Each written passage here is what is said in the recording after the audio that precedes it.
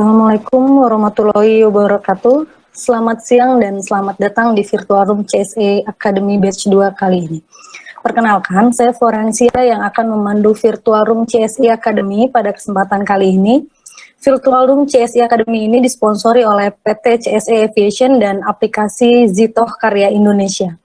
Topik pada Virtual Room kali ini memang sudah sering kita bahas dan dengar mengenai low cost carrier.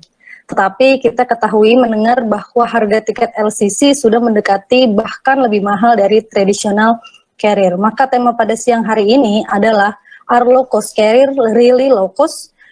Jadi tentunya dengan berbagai sudut pandang yang akan dibawakan oleh dua narasumber hebat kali ini. Pada kesempatan kali ini kami telah menghadirkan dua narasumber praktisi yang akan membahas topik yang sudah sering kita dengar namun dengan kemasan yang berbeda. Narasumber berikut adalah Bapak Insinyur Edwin Sudarmo, MM, MBA, dan Bapak Givari Rasad, MSc. Namun sebelum kita memulai acara ini, saya akan sampaikan tata cara dan penggunaan menu Zitoh CSE Academy untuk mengikuti Virtual Room hari ini agar dapat berjalan dengan baik. Berikut tata tertib Virtual Room CSE Academy dapat dilihat di screen, yaitu ketika Virtual Room CSE Academy dimulai, para peserta akan dimatikan suaranya, dan akan dinyalakan kembali ketika sesi tanya jawab dimulai. Kemudian untuk para peserta diwajibkan menghormati dan menghargai para pembicara serta sesama peserta lainnya. Dan jika ada yang mau bertanya bisa menulis di public chat Virtual Room dengan tulisan bertanya dan ditujukan kepada siapa. Kesempatan bertanya akan diberikan setelah semua sesi pembicara selesai. Yang terakhir adalah peserta akan diberikan sertifikat setelah mengikuti seminar sampai dengan selesai acara sesi hari ini. Selanjutnya kita langsung saja masuk ke sesi 1 yang dimana ini sangat kita tunggu Bapak Ibu hadirin sekalian. Sesuai dengan tema hari ini, topik pertama yang akan kita bahas adalah low cost carrier business model. Untuk itu saya langsung akan bacakan latar belakang dari narasumber pertama pada hari ini karena tentunya sudah kita nantikan, yaitu beliau pernah menjabat sebagai CEO PT Dirgantara Indonesia dan juga CEO PT PC Aero, dan tidak lain beliau adalah merupakan Presiden Director PT CSE Aviation. Beliau adalah Bapak Insinyur Edwin Sudarmo. Langsung saja Bapak dipersilahkan untuk membawakan sesi pertama ini.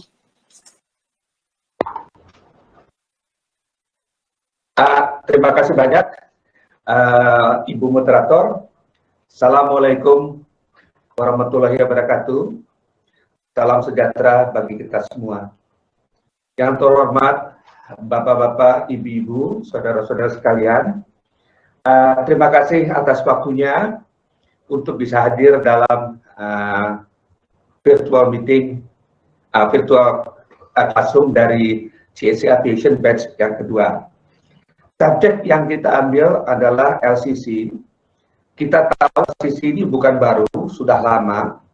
Cuman isu yang muncul adalah akhir-akhir ini ataupun mungkin beberapa saat yang lalu adalah kenapa harganya airline biaya murah judulnya, tapi kok biayanya sama mahalnya dengan yang tradisional airline. Bahkan bisa mengalahkan international flight.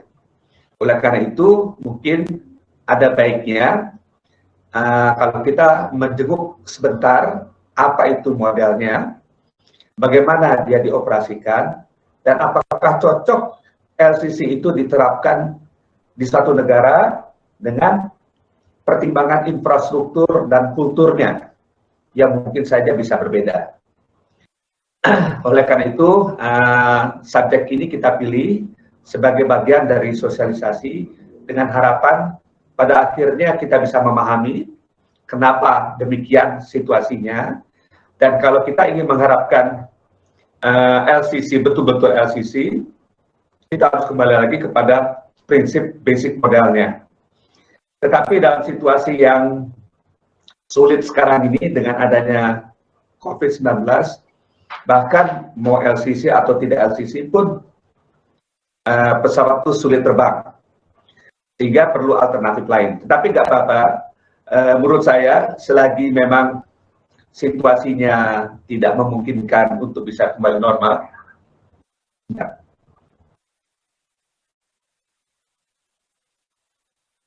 mohon maaf, sebentar ya.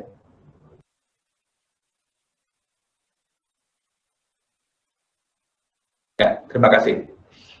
Walaupun dalam keadaan situasi begini, ada baiknya kita pergunakan kesempatan waktu ini untuk mempelajari lebih dalam.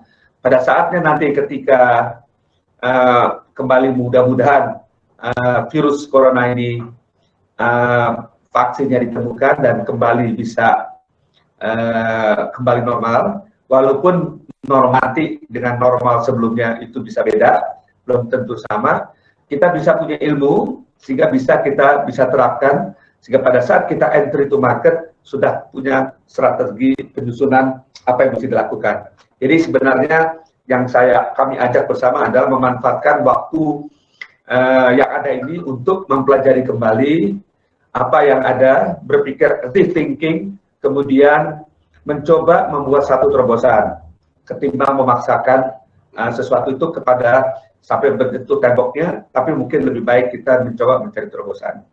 Baik, untuk memulai sederhananya kita akan coba melihat definisinya dulu. Apa yang disebut low cost carrier?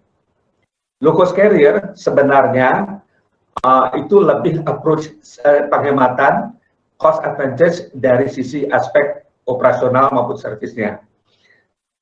Jadi di sini disebutkan a carrier which through a variety of operational processes have achieved a cost advantage over full service carrier, atau yang disebut regional carrier. Atau low cost carrier will be defined as a carrier which translate this cost saving into lower, more affordable fare for the traveling public.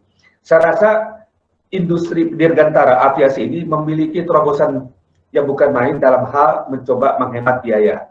Di lain, penghematan yang sering dilakukan adalah dengan mengurangi karyawan, potong produksi, atau misalnya mengurangi beberapa produk-produknya yang dianggap tidak untung, kemudian menutup kebocoran-kebocoran. Tapi di sini di airline industri itu banyak yang bisa kita lakukan secara inovasi sehingga tetap bisa mempertahankan karyawannya mungkin lebih produktif, tetapi dengan mencoba melihat mereview kembali penghematan ataupun mencari bentuk-bentuk lain dari aspek operasi dan servisnya. Berikutnya.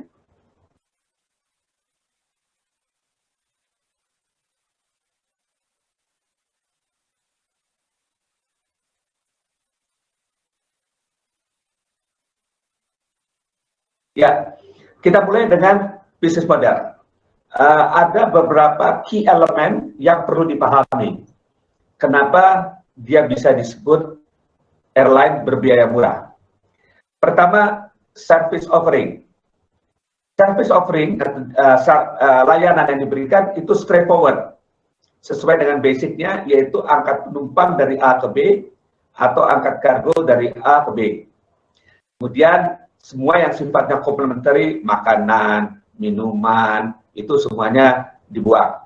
Jadi orang betul-betul hanya naik, servicesnya cuma diangkut aja dari A ke B.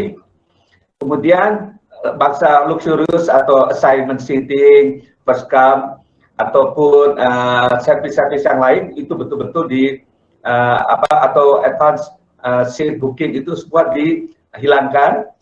Kemudian juga free baggage allowances, biasanya harga tiket baggage itu ada dimasukkan ke dalam tiket, tapi hal ini semuanya dibuang. Sehingga betul-betul bicara ngangkut orang dari A ke B atau dari B ke C. Itu yang pertama, service offeringnya. Kemudian point-to-point structures. Kenapa point-to-point structures? Intinya low cost carrier itu menghindari yang namanya ground handling terlalu lama.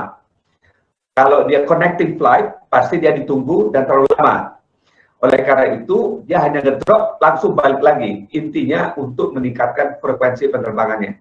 Jadi serendah mungkin waktu yang diperlukan oleh ground handling. Terus kemudian, kalau dia ada spoke and hub, yang flight berikutnya pasti tersangkut dengan masalah kompleksitas operasi daripada airportnya. nunggu line berikutnya, nunggu yang kosong, nunggu bisa take off sebelumnya. Itu semuanya dihindari, tidak dilakukan, dia hanya drop, langsung balik lagi. Kemudian penggunaan airport yang secondary, bukan yang primary. Jelas dengan airport secondary, biaya operasionalnya bisa jauh lebih murah. Pembayaran parking fee, pembayaran ground handling, karena sifatnya secondary, dia bisa jauh lebih murah. Karena airport secondary umumnya memang dibeli atau dibangun di daerah yang memang minim ataupun yang dia murah. Kemudian high aircraft utilization. Di sini pemanfaatan tools utamanya, yaitu kalau airline itu, pesawat terbang itu adalah alat utamanya itu dengan dimaksimalkan dengan menggunakan setinggi mungkin utilisasinya. Yaitu, akibatnya dia membutuhkan shorter turnaround time, itu kompatibel dengan point-to-point structure tadi di atas, longer routes atau panjang sekalian, dan higher flight frequency. Walaupun longer routes ini conflicting dengan shorter route, biasanya longer route itu lebih murah, shorter route itu lebih mahal, tetapi secara overall biaya shorter route ini oleh LCC bisa lebih murah dibandingkan harga long haul-nya. Kemudian dengan meningkatkan higher flight frequency-nya, jadi satu hari bisa sampai 15 kali terbang. Tentunya harus mengikuti aturan, mereka mungkin change crew sehingga bisa melaksanakan misi seperti itu. Berikutnya.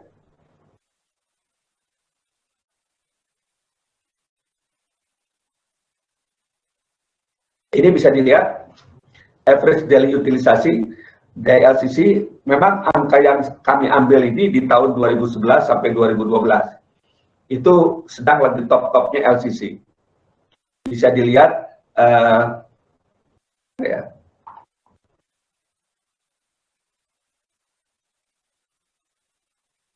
Bisa dilihat hampir Air Arabia bisa dilihat hampir 15 kali per hari. Sementara Lion Air rata-rata bisa mencapai sekitar 8 atau 7 per hari.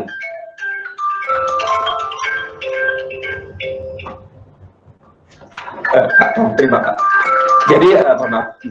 Jadi bisa dilihat utilisasinya sangat tinggi di tahun-tahun itu. Berikutnya.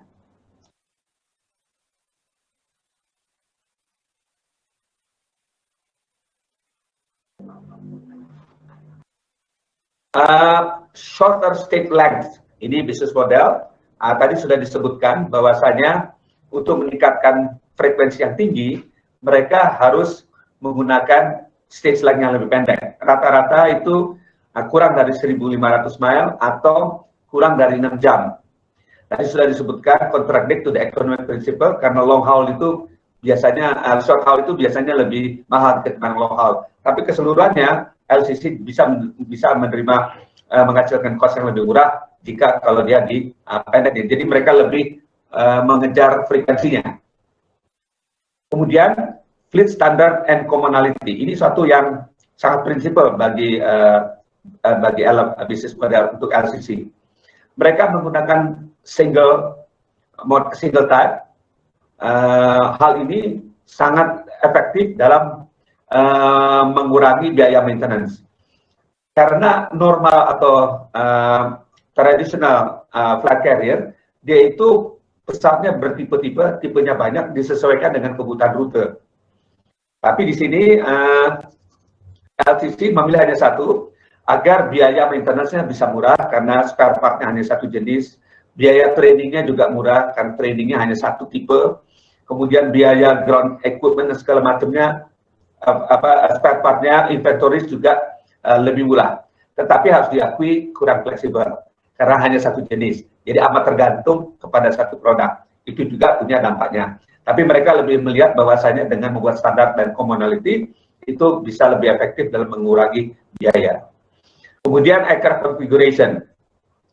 Aircraft configuration intinya adalah bagaimana terbang sesering mungkin dengan mengangkat sebanyak mungkin. Akibatnya high density, semuanya all economy configuration, karena dengan ekonomi semua dipenuhi, rata-rata pitch-nya 28 sampai 29 inch pitches, itu antara jarak kursi belakang sama kursi depan. Price, harga tiket pun dipermudah. disimplified, fewer fare levels, jadi tidak ada yang terbang pagi, terbang 1 jam kemudian, atau kursinya ekonominya dibagi-bagi lagi, ini nggak ada, satu harga. Kemudian batasan juga diperkecil, kemudian lama-lama harga tiket mahal dan yang termahal dan murah itu menuju ke satu arah, kemudian cenderung menaik jika dekat dengan keberangkatan. Jadi harga tiket lebih ke arah cuma satu, nggak banyak ya, cuma satu, dan punya karakteristik jika mendekati ke arah berangkatan, makin dekat dengan berangkat ya bisa tambah mahal.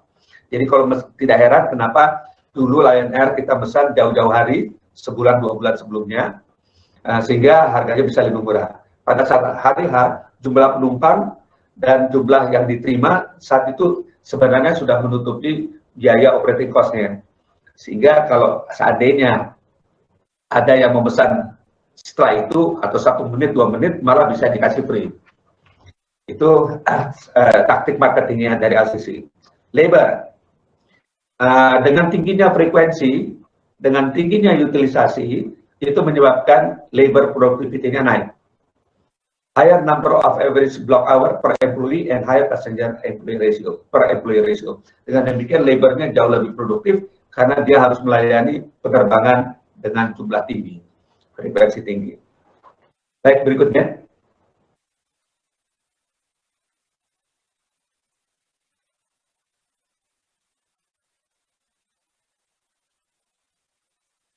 Yang kedua, yang berikutnya adalah distribusi.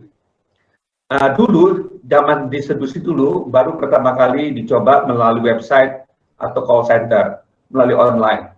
Bisa dilihat persentase penggunaan distribusi channel menggunakan online itu hampir mendekati 100%. Atau 40%. Tapi saat ini, even yang full service carrier pun sudah menggunakan online. Jadi elemen distribusi ini sudah tidak lagi menjadi model utama dibandingkan antara LCC dengan yang full service carrier. Berikutnya.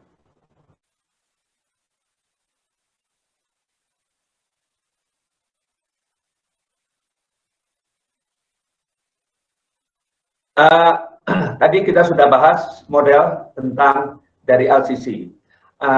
Tidak fair juga kalau kita tidak membahas model dari tradisional atau full service carrier. Biasanya traditional airline model itu dibangun berdasarkan karena dia umumnya merupakan flag carrier dari country, jadi pembawa bendera dari suatu negara. Akibatnya dia menerima beban yang cukup luas, tidak hanya membawa penumpang dari A ke B, tapi harus mewakili kepentingan negara tersebut. Sehingga di dalamnya banyak muatan-muatan yang menyebabkan full service carrier itu menjadi lebih mahal. Salah satunya, contohnya di sini ada basic bisnisnya, bicara hanya passenger, cargo, dan maintenance. Kemudian dibuat juga central and intermediate network. Itu digunakan sengaja dibangun hub and spoke-nya untuk bisa mewakili kepentingan lalu lintas negara. Kemudian berikutnya adalah pemain global player, ada domestik, ada internasional. Karena dia itu flag carrier nasional negara, maka dia atur bicara dengan domestik dan internasionalnya. Dari from central bases and fly to almost every continent. Kemudian mereka juga untuk memastikan networknya luas, maka mereka juga bekerja sama dalam bentuk alliance. Jadi untuk global tidak ada yang sebenarnya sendiri, tapi mereka kerjasama. Untuk itu mereka punya partner dan punya koneksi ke mereka in the whole world. Akibatnya biaya partnering, biaya kerjasama ini numpuk semua di harga tiket. Kemudian vertical product differences, jadi secara vertikal produknya berbeda, misalnya produk di bawah in-flight berbeda, electronic services juga beda, kemudian aturan-aturan perjalanan yang bisa mengadres ke semua possible market, menyebabkan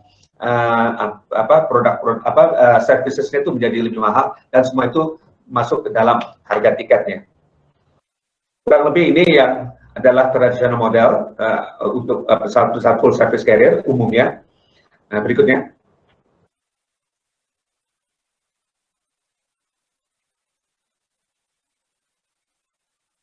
Ini lebih simplified.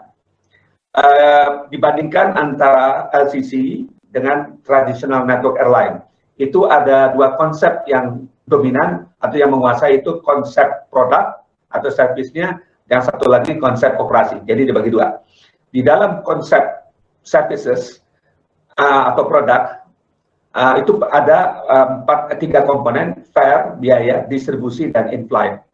Jadi summary dari bisnis model di atas, in real life Anda akan menemukan hal-hal sebagai berikut.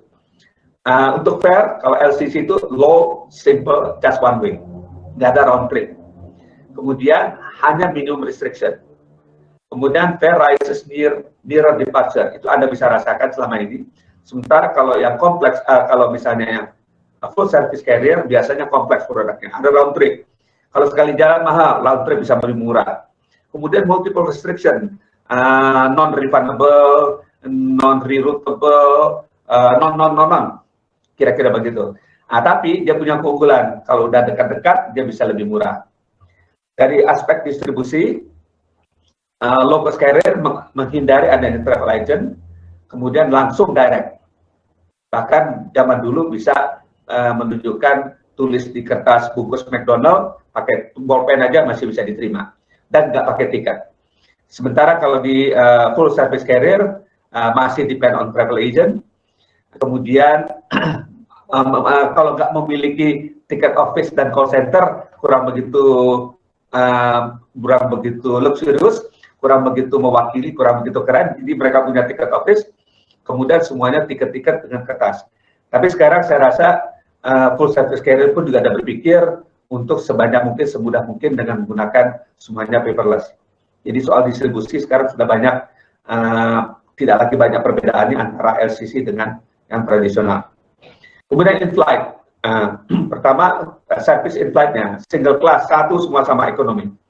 Kemudian high density seating, padat rapat, no seat assignment, begitu datang silakan cari suka duduknya sendiri-sendiri. Kemudian nggak ada makanan dan nggak ada minuman yang gratis, semua harus beli. Kalau di full service carrier biasanya 2 atau 3 classes, seatnya jarang-jarang, gede-gede pitch-nya Anda bisa rasakan, lututnya itu Anda tidak bebas, jauh dari kursi yang di depannya, dan assigned seat Anda bisa booking jauh hari, mau di window, mau di tengah, mau di aisle, yang susah ke WC biasanya duduk dekat aisle, supaya keluar mudah, itu bisa desain. Kemudian ada in-flight catering, tiketnya sudah termasuk harga makan. Ya, berikutnya.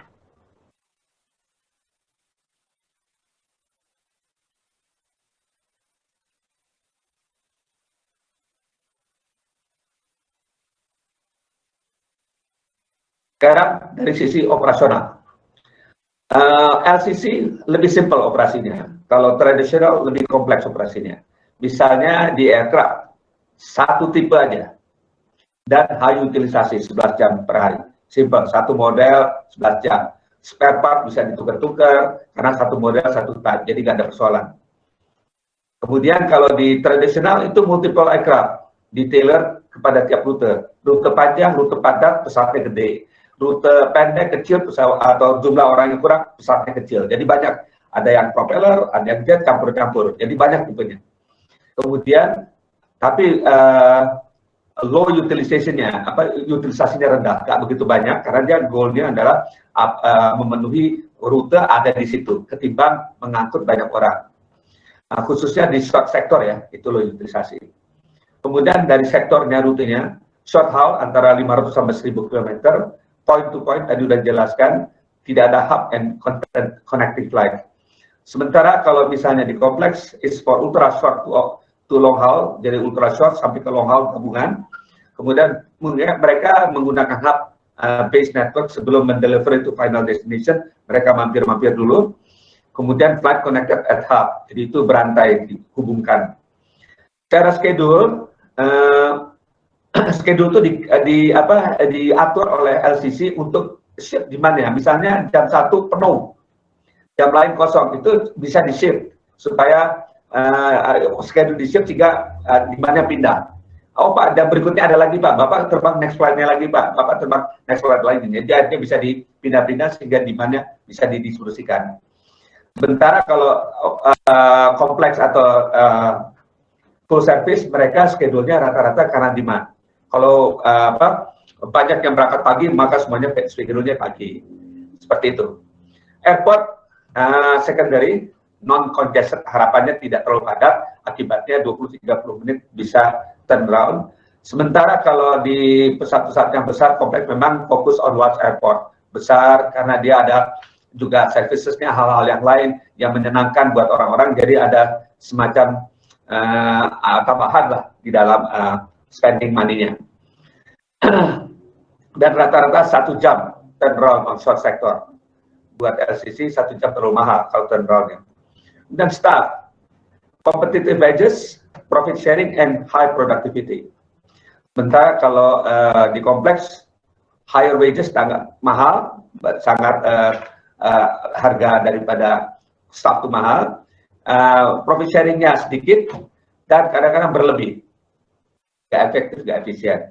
Jadi kurang lebih ini yang Anda mungkin temui selama ini bisa dilihat. Nah sekarang tinggal bagaimana Anda disiplin, memilih LCC atau memilih tradisional full service. Kita bahas selanjutnya. Berikutnya.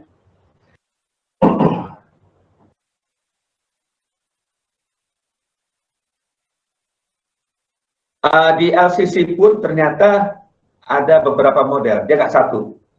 Ada 3 model paling tidak yang di-identify dalam perjalanannya. Ternyata sulit juga LCC itu bertahan di modelnya. Kalau yang bisa bertahan sampai pure, itu kita sebut tourist model. To be the most pure LCC models in the market. Dia itu yang paling memenuhi seluruh kriteria model LCC.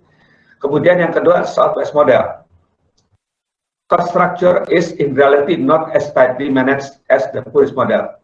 This model has more potential to attract other segment besides leisure travelers. Jadi di Southwest model sendiri, cost structure-nya tidak seperti kayak LCC pure.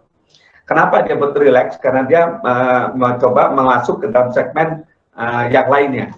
Itu yang menyebabkan terjadinya ketidakdisiplinan terhadap model LCC-nya sendiri. Kalau model JetBlue model, ini benar-benar away dari tourist konsep. Jadi sudah hampir nggak jelas modelnya, hanya sedikit sekali yang diambil dari LCC model, sisanya udah hampir seperti kayak normal, tradisional flight carrier. Ya, silakan berikutnya.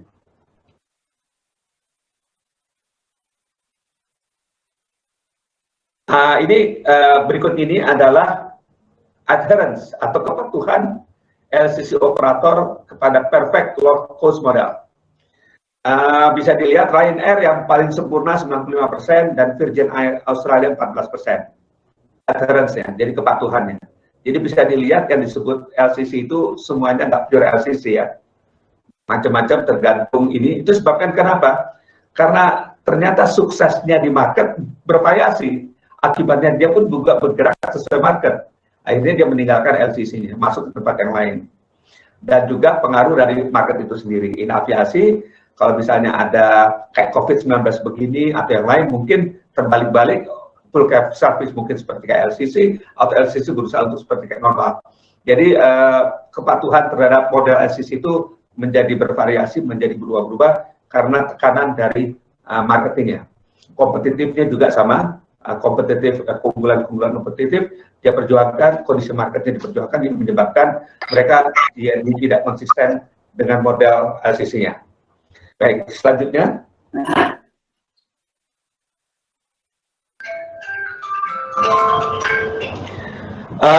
Berikutnya adalah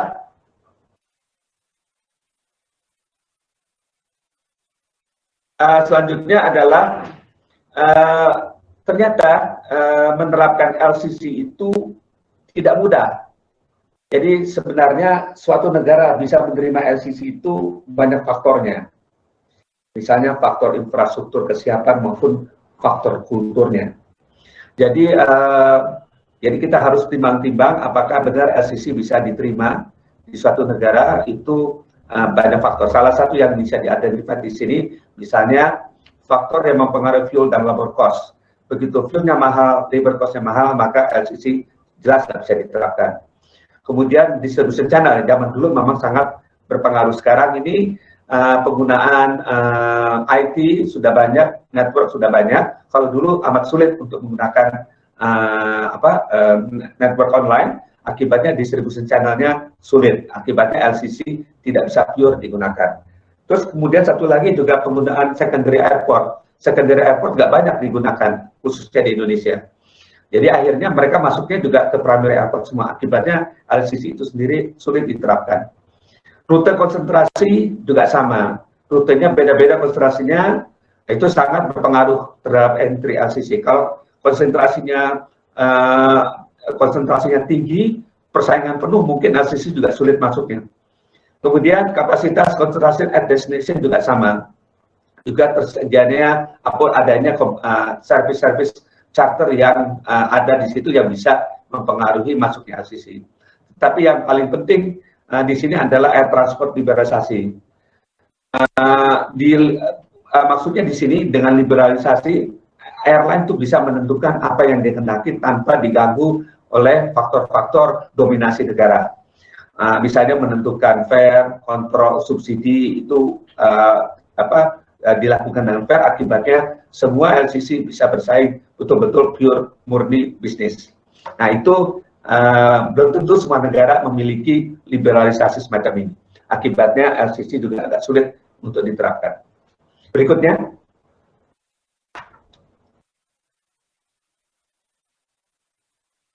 Adalah sekarang di tengah-tengah pandemi 19, apa yang bisa dilakukan LCC?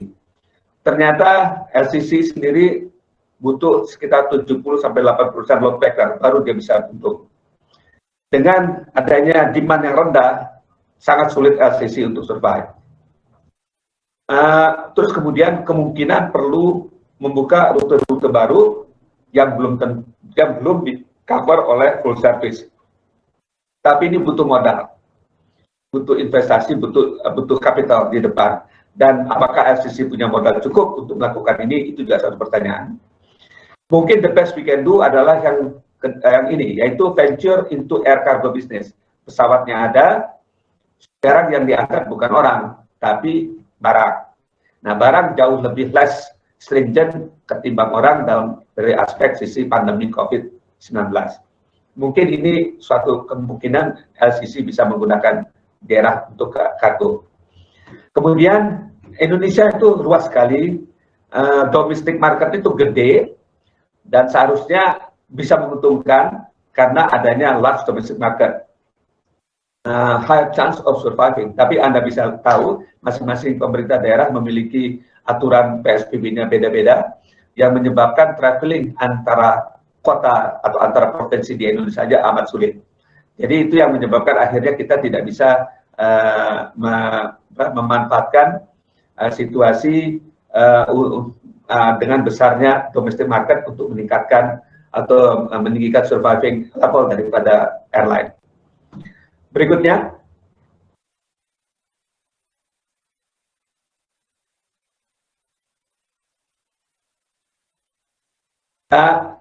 Tadi sudah disebutkan di depan bahwa salah satu yang bisa dicoba adalah ke arah kargo. LCC change bisnisnya ke kargo, kita bisa lihat DGAC Indonesia mengumpulkan datanya.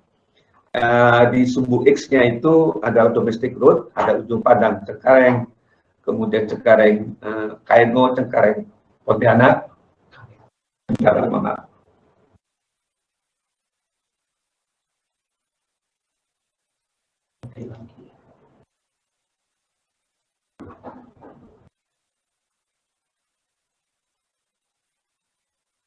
Ya, terima kasih Mas Diki.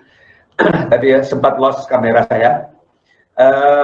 Kemudian Cengkareng Balikpapan itu by flight approval. Jadi jumlah flight approval-nya bisa dilihat tetap di atas, rata-rata di atas 170. Hal ini karena tidak no significant changes in cargo service procedures during this pandemic. Jadi kalau kargo tidak terlalu banyak perubahan prosedur untuk protokol kesehatannya. Dalam beberapa kasus passenger bisa dirubah menjadi freighter, menjadi kargo. Kita pernah lihat gambar di WA, di media sosial, kargo-kargo ditaruh di kursi-kursi penumpang.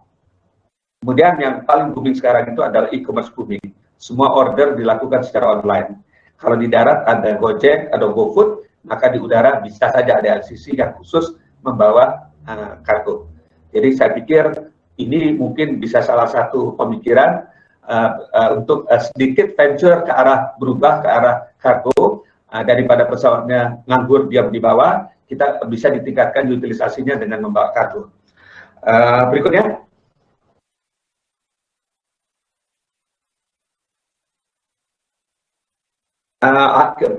Pada konklusinya bisa kita sampaikan bahwa there are some common building blocks among LCC. Jadi ada beberapa blok-blok yang dipakai di semua LCC, tapi there is no one low cost model. Jadi nggak ada satupun yang pure low cost model. Akibatnya low cost may not mean low cost anymore. Jadi yang bilang ngakunya adalah biaya murah, belum tentu juga dia itu biaya murah. Jadi mengapa demikian? Jadi Anda bisa lihat akhirnya kalau kita terbang mungkin tidak begitu memperhatikan dia low cost atau full service, harganya hampir-hampir sama. Jadi kalau masih ada yang mengklaim low cost, ya mungkin at a certain point ada. Misalnya yang paling jelas servisnya dia tidak memberikan servis, termasuk servis dia memberikan servis di kokpit dengan Anda disuruh bayar. Berarti ya semacam itu, artinya tidak ada tidak ada meal, tidak ada yang lainnya, yang hanya duduk kursi. Setelah itu yang lainnya sisanya Anda harus bayar. Jadi mungkin itu yang bisa saya sampaikan. Terima kasih banyak atas perhatiannya. Kami menunggu jika ada pertanyaan pada nanti di akhir sesi ini. Terima kasih banyak. Wassalamualaikum warahmatullahi wabarakatuh.